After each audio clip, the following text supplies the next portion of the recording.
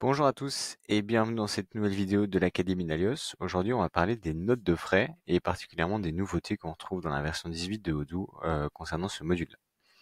Donc, on va y aller directement et on va commencer par créer une nouvelle note de frais. Déjeuner client, par exemple, à hauteur de 200 euros. Hop. Ici, on a les réglages classiques et on peut définir qui l'a payé, est-ce que c'est l'employé, la société, quelles sont les dates, les comptes, distribution analytique, etc.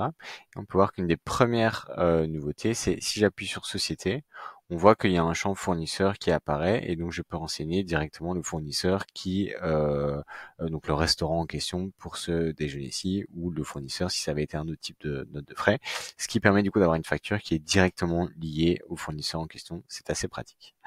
Ici, dans notre exemple, on va considérer, je vais retirer la valeur pour ce champ, que c'est l'employé qui l'a payé. Et ici, on a plusieurs numéros de TVA, plusieurs taux de TVA différents. On peut en avoir un pour les boissons et un pour les plats, par exemple.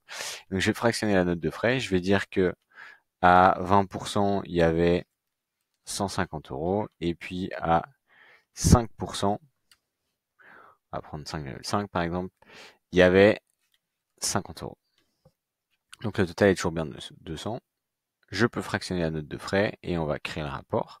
Et donc dans notre rapport, on voit qu'on a les deux notes de frais ici. Je vais retourner en arrière, je ne sais pas où est passé le rapport. On va voir mes rapports. Ce n'est pas celui-ci, c'est déjeuner client. Où est-ce qu'il est parti? C'était celui-ci.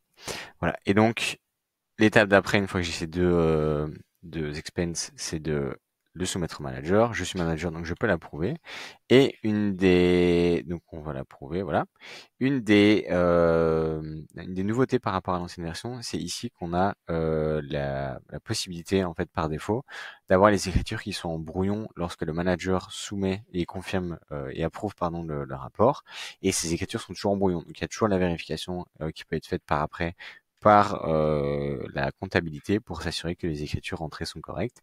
Et ici, par rapport à une nouvelle fonctionnalité que je vous montrais juste avant, on a bien les deux taux de TVA différents qui ont créé deux lignes séparées. Donc ça, c'est nickel. Et une fois qu'on a validé tout ça, on peut enregistrer les pièces comptables. Et là, forcément, c'est publié.